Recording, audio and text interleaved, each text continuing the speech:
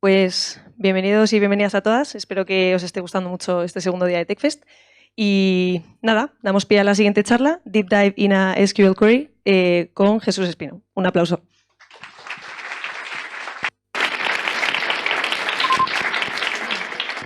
Hola a todos. Bueno, gracias por venir. Veo que la sala está llena. No sé si os habéis equivocado. No voy a hablar de IA, no voy a hablar de realidad virtual, nada moderno, ¿vale? De hecho, vamos a hablar de una tecnología que probablemente tenga más edad que muchos de vosotros. Voy a hablar de Postgres en concreto. Postgres nació en el 86, así que echad números, sí. No es muy moderno lo que os voy a contar, pero creo que es muy interesante. Tampoco os voy a contar, no soy muy bueno haciendo storytelling. Va a ser un pelín densa la charla, os lo aviso desde ya. Pero la idea mía es hacer una labor un poquito pedagógica en ese sentido. Primero voy a contar quién soy yo. Bueno, yo soy Jesús Espino, yo soy exalumno de la Universidad Carlos III, me pasé aquí muchos años, más de los que es aceptable mencionar en público. Soy exmiembro del grupo de usuarios de Linux a la universidad. Bueno, probablemente fue una de las cosas que más impacto ha tenido en mi carrera profesional, más que el título universitario, el tiempo que pasé en el despacho del GUL. Soy cofundador de una empresa llamada Kaleidos, que lo menciono aquí porque probablemente, si sois de Madrid, habréis oído hablar de ellos, o si no habéis oído hablar de ellos, deberíais. Es una empresa súper interesante. Yo ya no trabajo allí, pero están haciendo proyectos muy interesantes como Penpot, que es una alternativa open source a Figma. Son muy pro open source, tienen una cultura maravillosa de empresa que yo creo que muchas otras empresas deberían copiar. Pero bueno, mi trabajo actual es Principal Engineer en Mattermost. Y os voy a contar un poquitín sobre Mattermost por dos motivos. Uno, por hacer spam, ¿vale? Claro, puro y duro. Pero la segunda parte importante es que lo que voy a contar aquí tiene aplicación práctica. Mattermost es una herramienta de comunicación similar a Slack, es open source. Y nos centramos mucho en temas de seguridad, estabilidad, fiabilidad, soberanía de datos. Se usa mucho en sistemas que son de misión crítica, es decir, sistemas en los que si falla la comunicación, pues tus operaciones fallan, tienes que estar, es un problema grave para tu empresa si falla el sistema de comunicación. Y eso somos Mattermost. ¿Por qué os cuento esto? Porque lo que yo quiero, tener un conocimiento profundo de SQL y de cómo funciona SQL es clave, entre otras cosas, para performance. Y la estabilidad de las herramientas, sobre todo cuando hay una carga muy alta, tiene mucho que ver con el performance. Vale, pero ¿de dónde sale toda esta charla? Yo estos últimos años he estado trabajando en Mattermost, llevo 6 años trabajando allí. Y durante un periodo de tiempo importante estuve haciendo entrevistas de trabajo, muchas entrevistas de trabajo. No os lo recomiendo, es terrible. Pero fue un proceso en el que aprendí muchísimo. Aprendí muchísimo de ciertas carencias que tienen los candidatos. Y una de ellas era sobre SQL. Una de las preguntas que yo solía hacer era, bueno, cuéntame, ¿qué pasa cuando yo mando una query SQL al servidor? Entre que yo la mando al servidor y me devuelve los resultados, ¿qué pasa entre medias? ¿Qué hace el servidor de bases de datos? ¿Qué está haciendo por mí? Un porcentaje sorprendentemente alto no era capaz de articular ni los conceptos más básicos de lo que pasa en el servidor. No hablo de ni siquiera, es decir, no eran capaces ni siquiera de inferir, de inventarse algo. Simplemente para mí es una caja negra. Y una caja negra que ni siquiera me imagino cómo puede estar haciéndolo. Entonces, para mí eso era muy frustrante, porque yo creo que es algo importante entender cómo funcionan las cosas por debajo, por lo menos a nivel conceptual, para poder operar luego de una manera eficiente. Y eso es lo que vamos a ver aquí hoy, realmente. Cómo funciona una query desde que la envías hasta que te devuelve los resultados del servidor. Vamos a hablar explícitamente de Postgres 16.2. ¿Por qué menciono la versión exacta de Postgres? Pues porque en las slides me gusta mandar deberes, ¿vale? Entonces, las slides van a tener una serie de referencias a ficheros y líneas de código donde lo que estoy explicando está implementado. No vamos a ver el código, no vamos a ver nada de eso, pero si después de esta charla os quedáis con curiosidad y sabéis programar en C, podéis ir al código de Postgres y decir, vale, pues esta parte de aquí está implementada de esta manera. Bueno, por si tenéis mucha curiosidad. Lo más probable es que nadie lo haga, ¿vale? Pero... bueno, vamos a empezar. ¿Qué pasa cuando yo envío la query al servidor? Bueno, lo que voy a hablar aquí es extrapolable a la mayor parte de los servidores de base de datos SQL, con pequeñas diferencias y pequeños cambios. Pero en general, las estrategias que se siguen son muy similares en otras bases de datos como MySQL. Lo primero que se hace es el parseo de la query. Esto algunos servidores lo hacen, bueno, algunas bases de datos lo hacen en el cliente, pero en Postgres en concreto lo hacen en el servidor. Enviamos un chorro de bytes, que es nuestro texto de la query, al servidor y el servidor lo parsea. Lo que va a hacer el servidor, el proceso de parsing es coger ese trozo de texto que yo le he enviado y convertirlo en una estructura de datos que sea más fácil de manejar para nuestro sistema de bases de datos. Esto se llama un query tree. Y el query tree lo que es una representación en un árbol de la query que estamos viendo. Por ejemplo, si vamos aquí, vemos que el select me genera que el query tree empieza por un nodo inicial que es un select y me está diciendo que todo el query tree es un query tree sobre un select.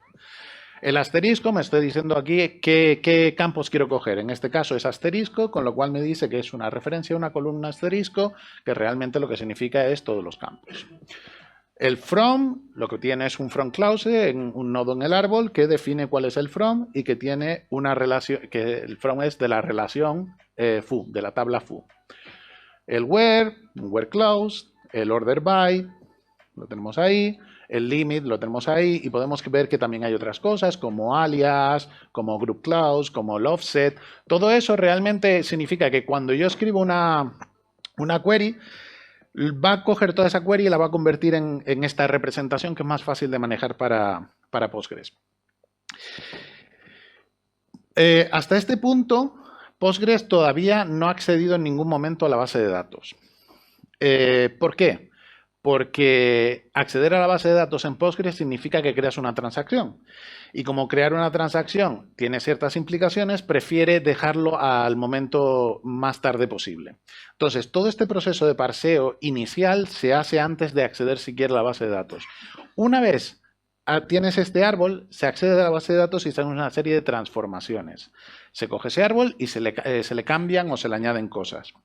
Una de esas transformaciones, por ejemplo, bueno, esas transformaciones son normalmente dependientes de la base de datos, en concreto del catálogo de la base de datos, de las tablas que hay, de las columnas, de los tipos de las columnas.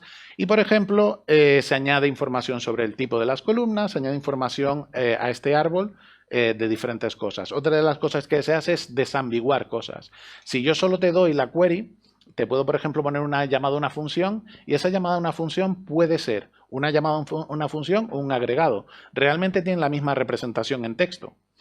La única diferencia entre una llamada a una función y un agregado es que en la base de datos existe una función o existe un agregado. Entonces, en este punto es donde se desambigua ese tipo de cosas.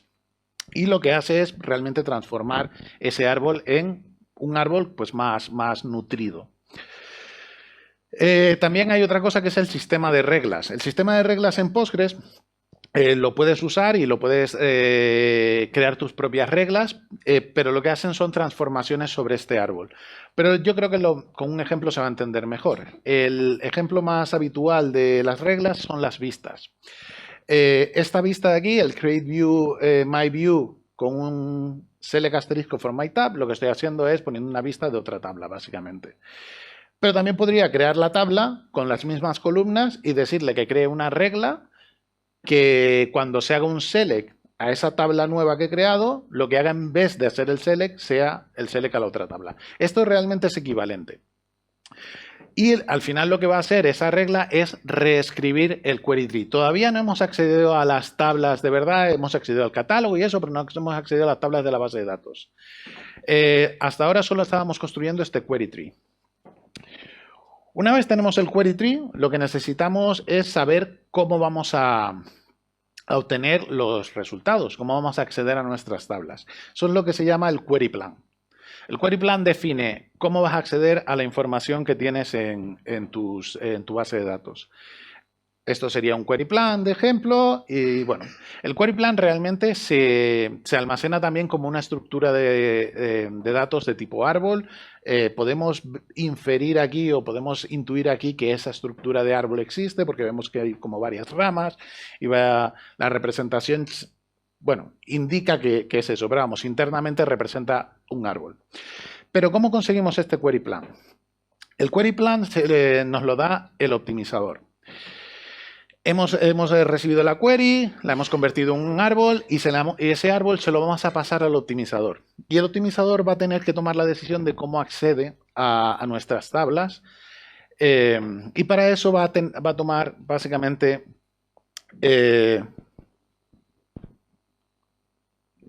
aquí. Va a tomar decisiones sobre tres cosas.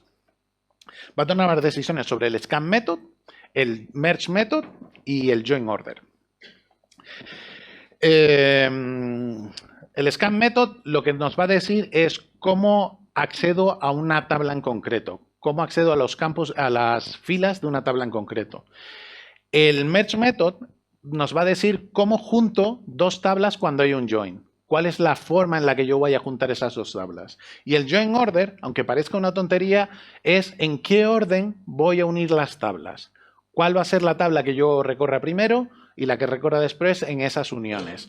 Y es muy importante a la hora del rendimiento. Y toda esta información de cómo voy a escanear, cómo voy a unir, cómo voy a ordenar las tablas, no lo hace de una manera generalista. Lo hace basado en datos estadísticos de las propias tablas. Las tablas en Postgres tienen una información estadística guardada en el catálogo de Postgres, donde nos dice la cardinalidad de los diferentes valores que tiene, en los diferentes índices, ese tipo de cosas, para luego poder tomar decisiones inteligentes a la hora de seleccionar este tipo de métodos. Ahora vamos a ver cuáles son los diferentes scan methods que puede elegir. Al final son tres los scan methods que se pueden elegir.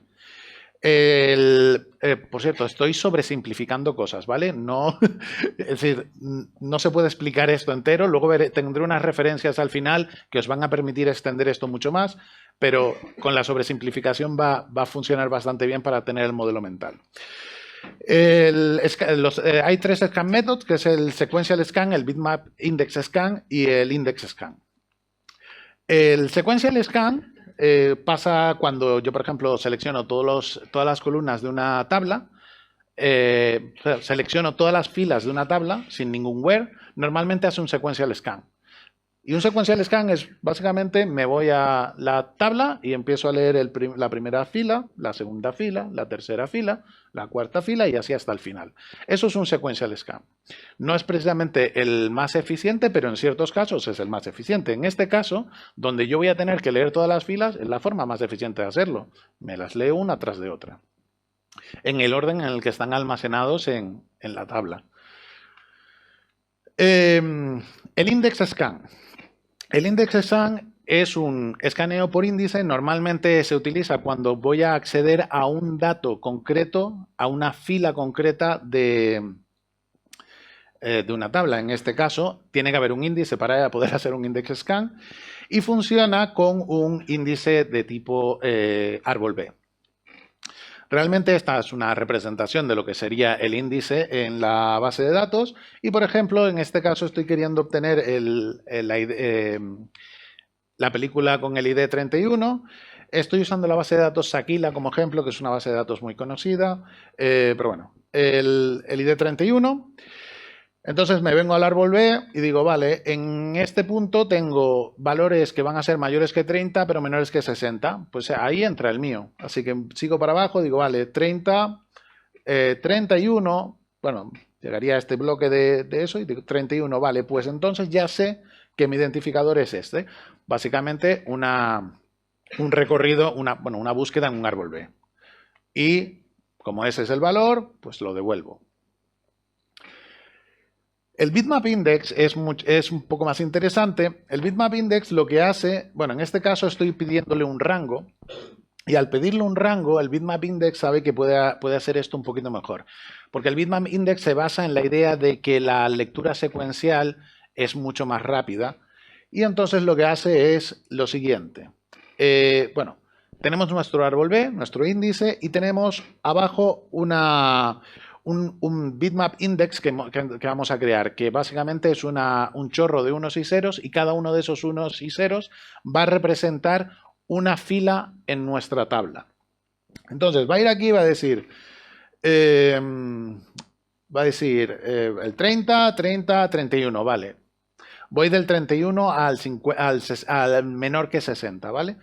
Entonces el 31 va a decir, vale, tengo esta fila aquí que sí coincide con mi búsqueda.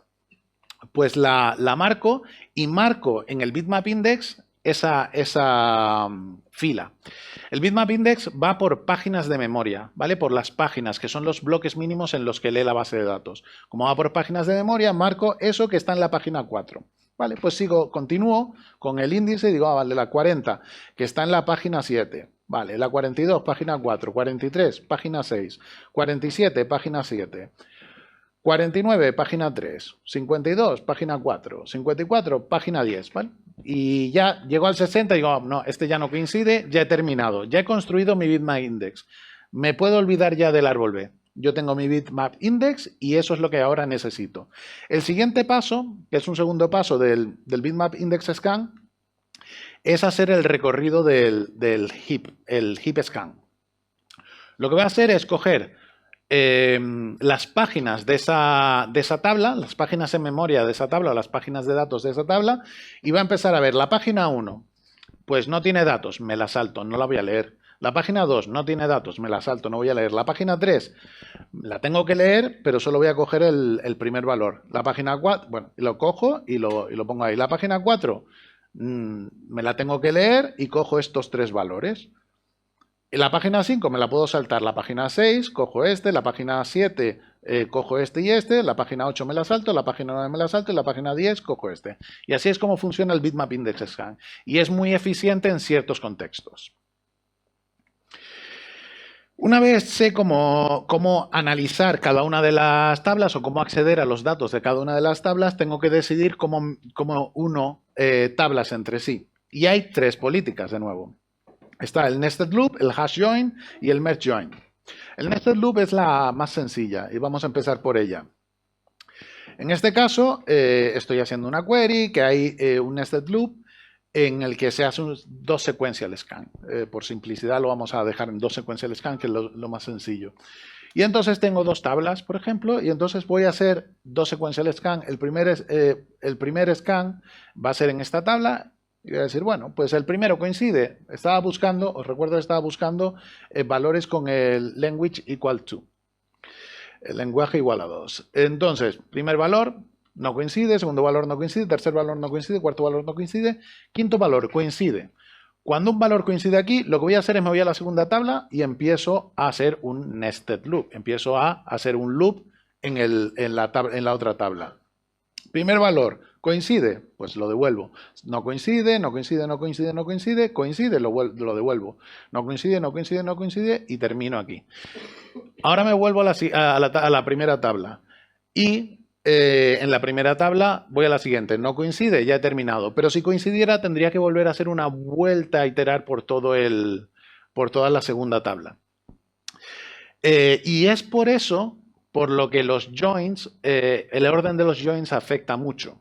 El orden de los joins significaría que si yo cambio ahora el orden de estas tablas, pasaría de tener una primera iteración en la que hago 2 loops aquí a una iteración aquí que me va a generar una iteración completa en este lado y otra iteración aquí me va a generar otra iteración completa en ese lado. Con lo cual estaría haciendo 2 full scans de la otra tabla. En vez de hacer un full scan, en este caso solo tengo que hacer un full scan. Con lo cual el orden de las joins va a afectar. El hash join. El hash join también es bastante interesante y funciona de la siguiente manera. Lo que va a hacer es buscar todos los que coincidan y va a sacar un hash, un identificador único, bueno, no necesariamente único, un identificador, bueno, un hash de la key y va a guardarlo en una tabla. Esto, entonces se recorre la primera y dice el 5, vale, el 5, estoy buscando valores mayores que 3, ¿vale? Entonces me dice, ¿el 5 es mayor que 3? Sí, pues saco el hash y lo guardo, ¿vale? Va al hash 3, sea el que sea. El 1 no coincide. El 6 sí coincide y además también va al hash 3, ¿vale? 4 coincide y va al hash 0 y los otros dos no coinciden. Una vez tengo la tabla hash de esta tabla, tengo que hacer el join con la otra tabla. ¿Cómo hago eso? Pues me voy a la otra tabla y voy comprobando si coincide. El 2 no coincide, el 3 no coincide, el 1 no coincide, el 3 no coincide, el 1 no coincide y el 6 coincide. Cuando el 6 coincide, me dice, vale, pues ¿cuál es el hash del 6? El hash del 6 es el H3. Vale, pues compruebo la primera. ¿La primera coincide? No. Pues entonces nada. ¿La segunda coincide? Sí, pues devuelvo esa fila. Y continúo. Y aquí llego al 5, lo mismo, me vengo aquí, devuelvo la fila, también compruebo la segunda, compruebo el 6, no hay nada más, ¿vale? Continúo.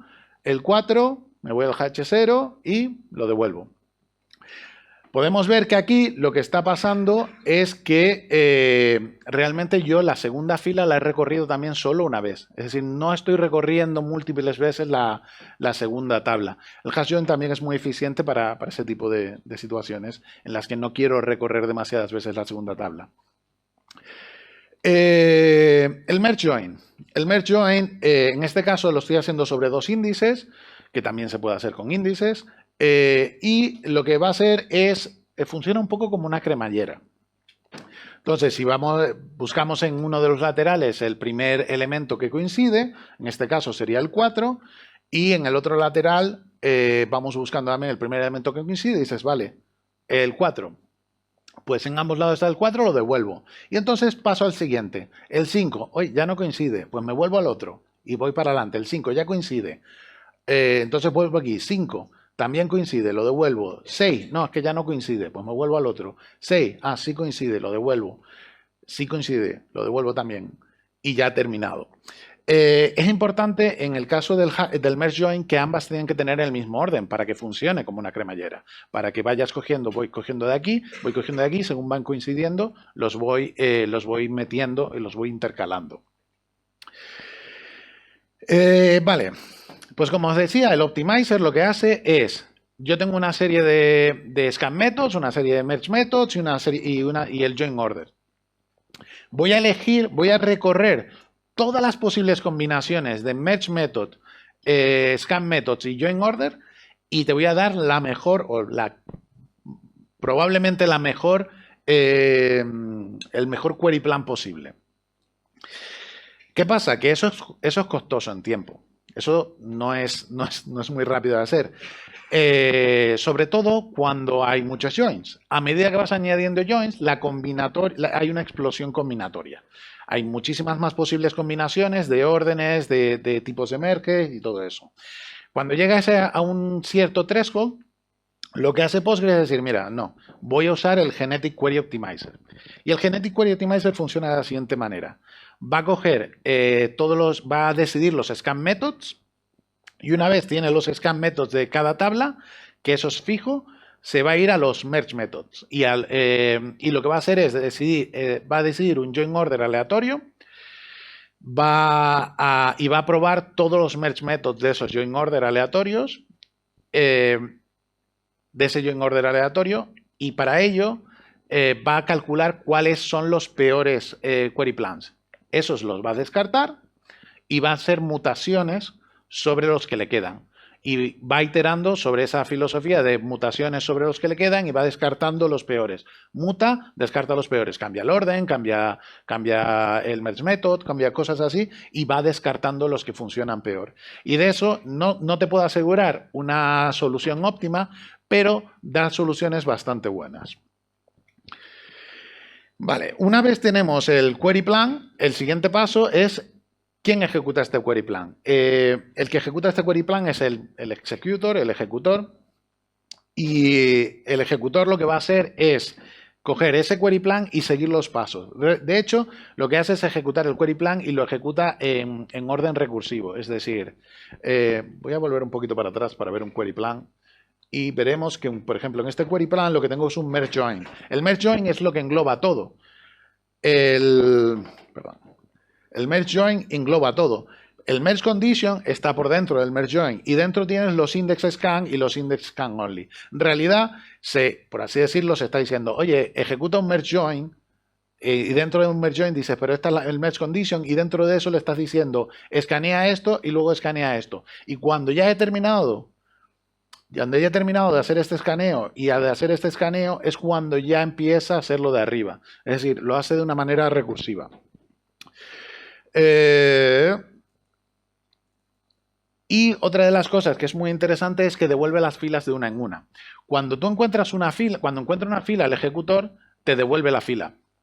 Pero no es, yo voy a calcular toda la query, voy a calcular todo, voy a calcular todos los resultados y te voy a devolver todos los resultados.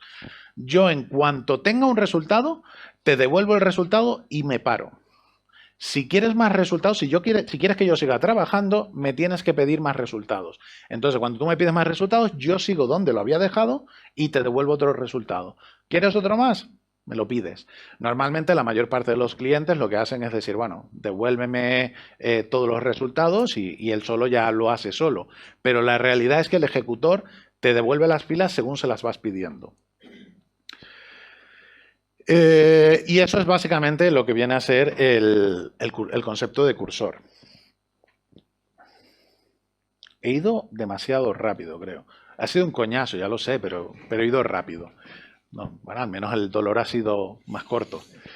Y eso es. Antes de terminar, me gustaría añadir una serie de referencias. La primera es una charla que dio Bruce Mongian en Citus Conference, que es una conferencia de la gente de Microsoft sobre Postgres. La verdad que está muy bien, de hecho, y en concreto esta charla habla mucho de cómo funciona el Optimizer. Bueno, si os interesa el tema de eso, la conferencia ahora se ha renombrado a POSER, pero viene a ser la misma conferencia de Microsoft. Muchas de las cosas que os he contado aquí están en la documentación de Postgres. La documentación de Postgres es espectacular. Entonces, el overview de Postgres Internals incluye algunos de los conceptos que hemos visto aquí. Otras cosas vienen del Using Explain, que también está en la documentación. Otras cosas vienen, si queréis saber más del Rule System, también lo podéis ver ahí. También hay una playlist de YouTube muy interesante hecha por el Database System Research Group de la Universidad de Tübingen, que es y que cuenta cosas más en detalle sobre el merge join, el bitmap index, cosas así. Tiene pequeños vídeos que te cuentan cosas con bastante detalle. Y otra de las cosas que es súper interesante es un libro que se llama PostgreSQL 14 Internals. Es un libro completamente gratuito, lo podéis descargar en PDF, es completamente libre. Y lo que pasa es que es bastante denso, es bastante durillo, pero es súper, súper, súper interesante y cuenta mucho más en detalle todo lo que hemos visto aquí de los merges, los scan methods, los índices. Aparte también habla de otras partes de Postgres, como es cómo gestionar las páginas, cómo gestionar las tablas, la información en memoria, todo ese tipo de cosas. Es súper, súper, súper, súper interesante, pero ya os digo que bastante denso. Bueno, mi charla también lo era y aquí estáis, o sea que tampoco... Y ya estaría. Bueno, gracias. Si queréis preguntarme cualquier cosa, que nos mantengamos en contacto, mi LinkedIn, el Twitter, lo que queráis. Y ya está. Muchas gracias.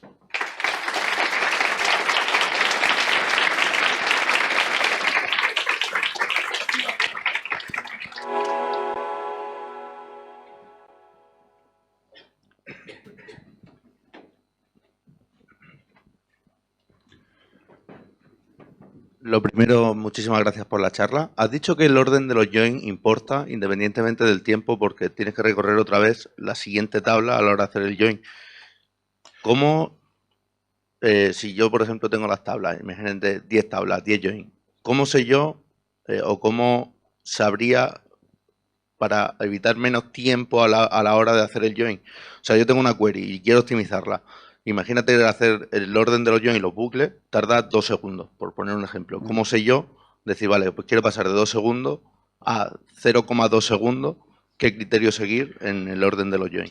El orden de los joins, como digo, el orden de los joins lo decide el optimizer. Es decir, creo que hay maneras de forzar el orden de los joins, pero el optimizer es más listo que tú, lo siento. Ahí ya... No, y lo digo en serio, el optimizer va a analizar todos los posibles casos, va a usar los datos estadísticos que tiene dentro del catalog para tomar la decisión en cada momento de cómo va a ordenar esas joins, que puede ser una decisión ahora y una query dentro de 2 horas puede ser otra decisión porque el catalog ha cambiado. Es decir, puedes intentar hacerlo mejor, pero no lo vas a conseguir. Entonces, el orden de los join afecta al rendimiento, pero el optimizer es el que se encarga de tomar esa decisión. O sea, no hay...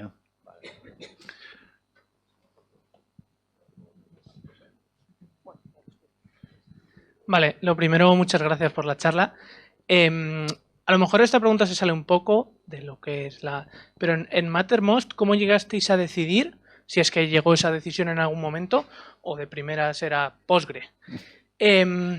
¿Cómo llegasteis a decidir Postgre frente a otros gestores de base de datos por las ventajas mismas? Por ejemplo, alguna ventaja que nos has contado que otras no tenga, el determinante que os hizo decidir. Vale, para nosotros empezamos, bueno, Mattermost, yo no empecé Mattermost en su momento. Mattermost empezó como en el 2014, 2015, por ahí. Mattermost en ese momento se tomó una serie de decisiones tecnológicas y una de ellas fue decidir que iban a usar una base de datos SQL, cuando lo que estaba de moda en aquel momento era Mongo y cosas así, no SQL y demás, y queríamos una base de datos SQL, bueno, quería Mattermost una base de datos SQL porque nosotros veníamos de un trasfondo de tener un problema con la soberanía de los datos en nuestro sistema de chat que usábamos, en el sistema de chat que usaba Mattermost en aquel momento, antes de que fuera Mattermost, porque Mattermost es un spin-off de una empresa de videojuegos llamada Spin Punch. Bueno, usaban un sistema de chat y de repente se dieron cuenta de que no tenían soberanía sobre sus datos. Y parte de la decisión de usar SQL fue SQL, ya el simple hecho de usar SQL te da una soberanía sobre los datos. Porque SQL es accesible de manera muy, muy genérica. Todo el mundo es una forma muy estándar de poner los datos y de que todo el mundo sepa cómo se acceden a esos datos. Entonces, esa fue la decisión. No decidimos sobre Postgres o MySQL, de hecho decidimos las dos. Al principio tuvimos soporte sobre Postgres y MySQL y ahora estamos trabajando de hecho en centrarnos solo en Postgres porque con la experiencia de los años nos ha demostrado que a nivel de escala, cuando lo queremos escalar y todo eso, a nosotros nos está funcionando mejor Postgres. Entonces, y aparte, consideramos que centrarnos en una única base de datos e intentar aprovechar todas las ventajas que da esa base de datos, pues nos viene mejor a nosotros. Y Postgres, en nuestra opinión, que puede estar equivocada, es una base de datos que a nosotros nos da más potencia, nos da más capacidades y es la que estamos decidiendo por eso. Ese es el enfoque que nosotros hemos visto. Vuelvo a lo mismo, es nuestra decisión y podemos estar equivocados perfectamente. Sí, a ver.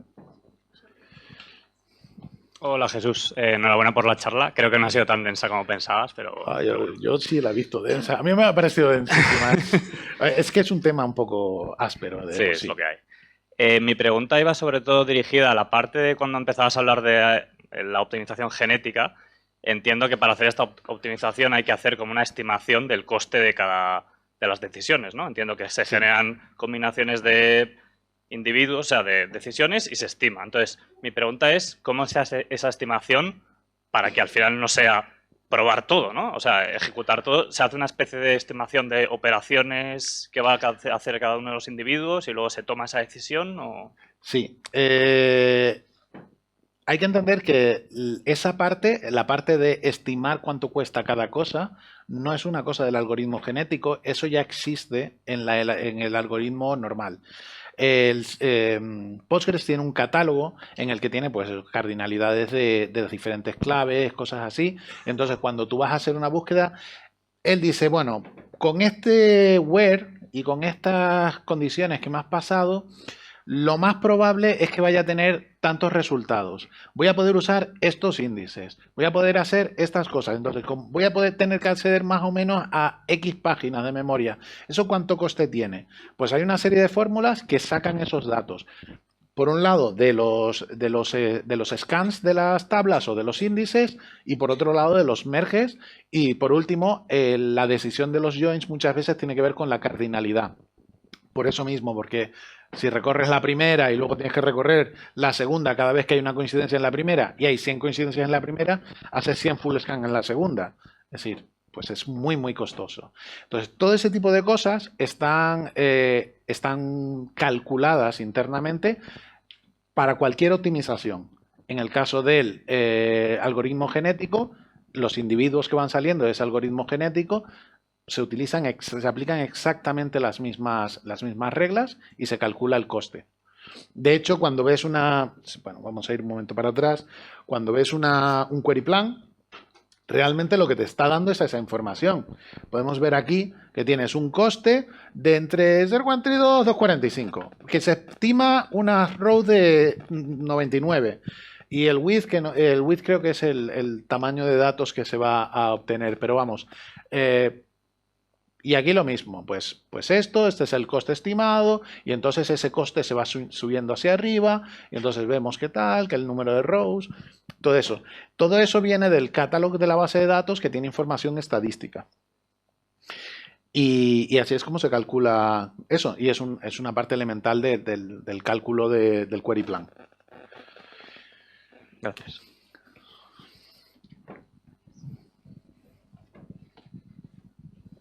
Buenas. Mi pregunta es un poco general, a ver si me puedes dar un poco de luz, porque normalmente las cosas, es decir, ves todo esto y ves cómo hacer una query en plan, para que vaya más o menos bien, pero los problemas suelen venir al revés. Oye, mis queries están empezando a ir lentas, tengo que ver qué narices está pasando. ¿Cómo debuguearías o intentarías detectar qué problemas son los que hay y cómo intentarías atacarlos? Vale, lo primero es una buena pregunta porque tiene truco. Lo que haría cualquiera es decir, pues cojo mi query, la ejecuto en mi entorno de desarrollo, veo el query plan y veo por qué va lenta. Pues mira, si está usando los índices, está usando las cosas que tiene que usar. Normalmente en las primeras iteraciones suelen ser cosas muy evidentes. No tengo un índice para esto. Me va lento. Entonces, claro, te estás leyendo toda la tabla cada vez, pues sí, te va lento, es normal. Pero cuando ya tienes los índices más o menos afinados y cosas así, muchas veces cometes el error de hacer las pruebas en tu máquina y decir, pues lo pruebo en el entorno de desarrollo, pues no sé, porque el query plan tiene todo el sentido del mundo. ¿Qué pasa? Que el query plan depende mucho del catálogo, depende mucho de los datos estadísticos. Si tú te generas una base de datos enorme con datos sintéticos y esos datos sintéticos no se parecen a tu entorno real, el query plan va a ser otro. Entonces, otra de las cosas que tienes que hacer es intentar analizar el query plan en el entorno real o en una situación lo más parecida a la real. Eso implica muchos datos, implica tener un poco de carga, implica una serie de cosas que hacen que dices tú, bueno, pues la query el query plan puede cambiar. Y luego entender por qué, por ejemplo, entender que tú estás haciendo una query y que eso te está generando un nested loop y dices tú, vale, esto es un nested loop, pero ¿por qué me está generando el nested loop? Igual no tiene una manera mejor de hacerlo, pero si tuviera un índice que hiciera no sé qué, entendiendo por qué está haciendo las cosas, entendiendo el tipo de scans y el tipo de merges y cómo funcionan, te ayuda a entender mejor cómo darle información suficiente al gestor de base de datos para que te dé el query plan adecuado.